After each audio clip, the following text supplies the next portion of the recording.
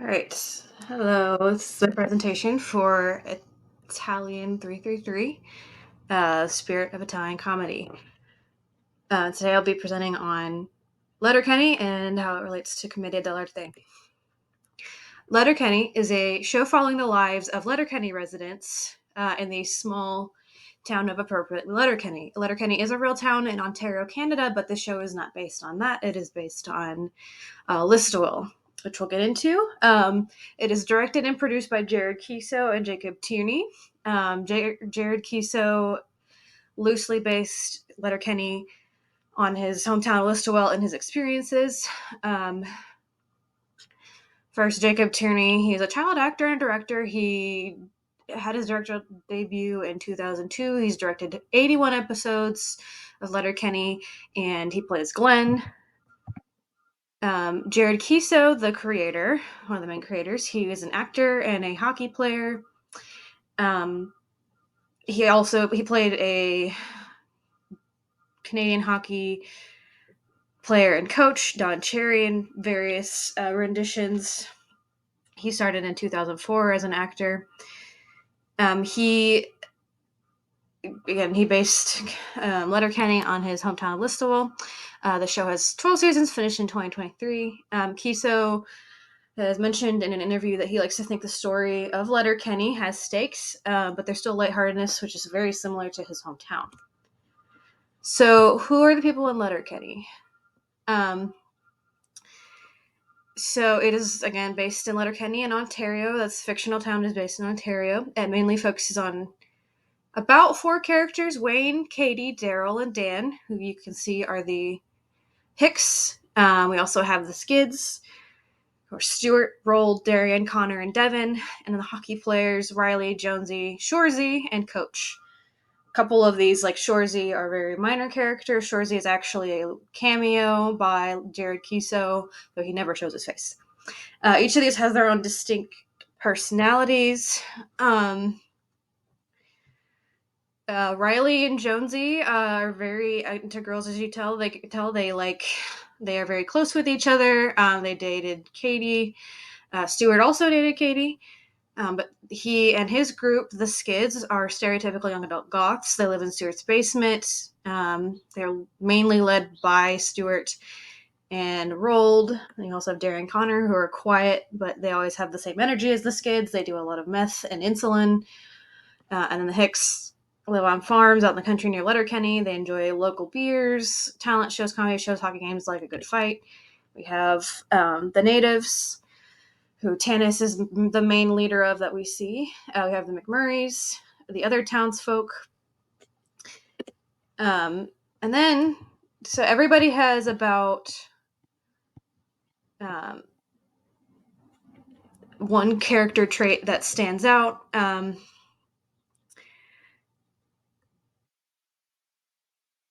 They're marked by one or two actions. So the McMurrays are horny.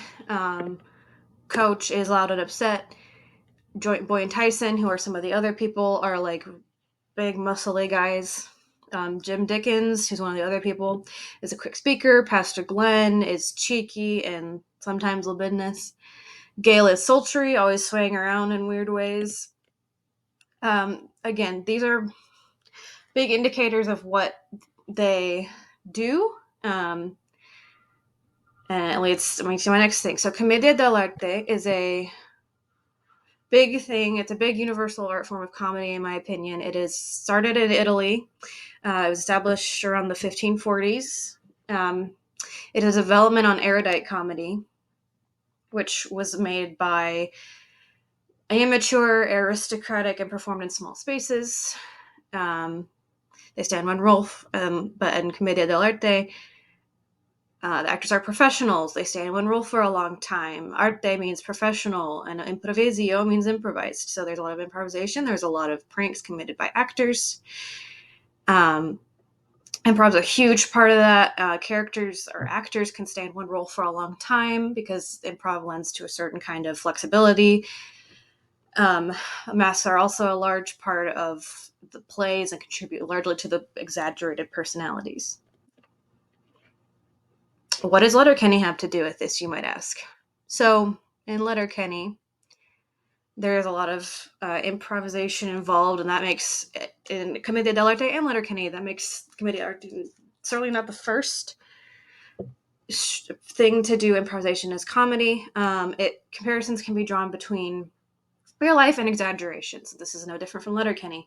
Jared Kiso, in speaking on his show and how he based it, he said a lot of it is melting pot. It comes from his life, his hockey career, helping out on farms. He worked on a sawmill that burned down. Him hanging out with friends. So he has worked with people from all different walks of life. He also says that expect as much riffing as you give out. Everyone gets a fair chance to joke at each other, as long as it is not necessarily mean. This is also true. This is reflected in both the show and is also reflected in the culture Kiso talks about. Letterkenny has reached a way broader audience in its lifetime than Kiso expected, reaching the US, which is natural, but it also reached Australia. Some of the most popular places for that are US and Australia, and fans enjoy it there quite a bit. It's similar to Commedia dell'arte in that regard. It also draws a comparison to Goldoni's comedy, where there are more morals and it focuses on the working class. And Kiso mentioned showing the soft underbelly of the characters whenever you can. That also lends to Goldoni's comedy.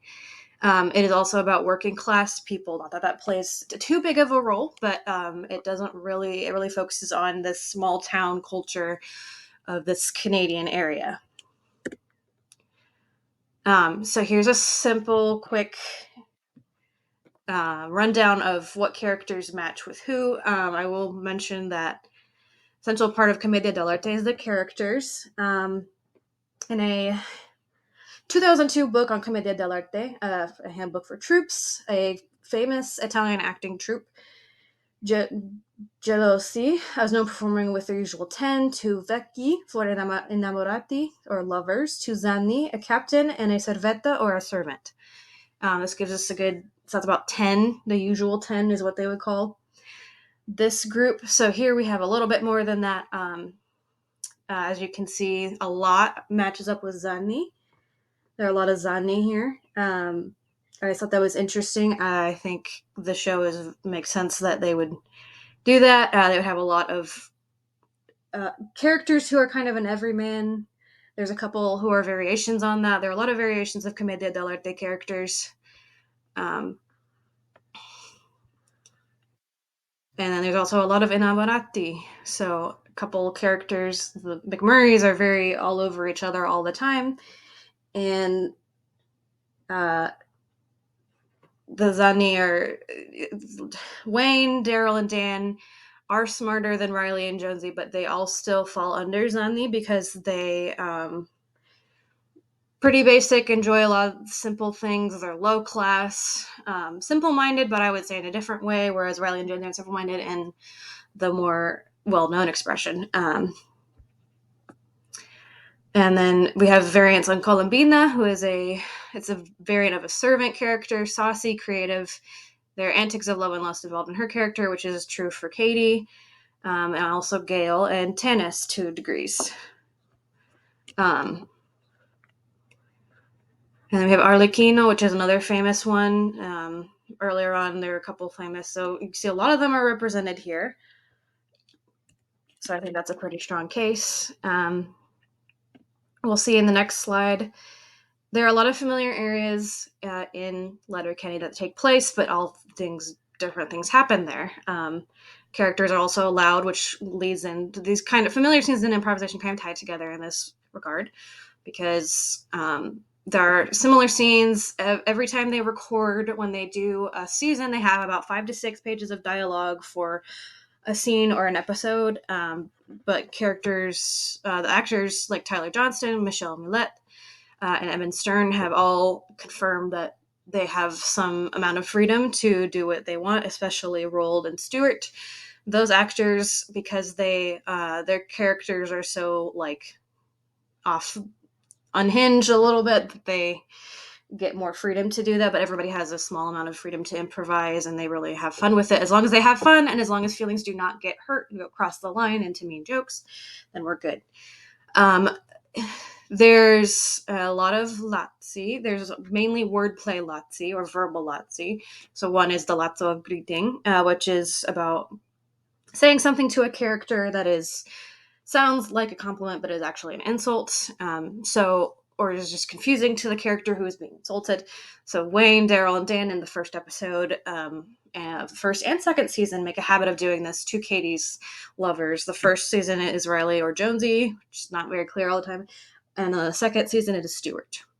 And then there's the Lasso of Latin by Glenn, which you may have noticed is Dottore. So he knows a lot, or he likes to speak things as he knows a lot, and so he will say make up words or say things as a joke, and it will be kind of funny, as we'll see in this next clip, which I'll play a little bit of just for time's sake.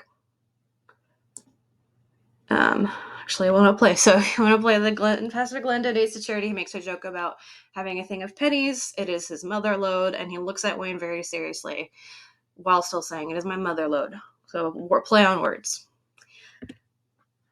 I think Letterkenny does a great job of creating a modern Commedia dell'arte. There are elements of Goldoni's comedy, and just like comedy is not just something that it's not just like a social cue or something to laugh at, but you can have moral sides, you can have other things to it as well. The characters in Letterkenny generally have a pretty decent code of honor.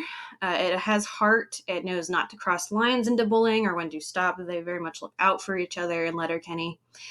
The show is visibly against toxic masculinity, even with its conventionally seeming main male character. And other characters like Dan is very sex positive and is always quoting his female teacher, his gender professor. Every character has a thick, unique level of charm. And I think it might not always seem like Commedia dell'arte, but I think Letterkenny does a wonderful job of showing us what you can do by updating and adding to that, by having crass jokes but still being funny. And real quick, here are all my resources. Thank you very much.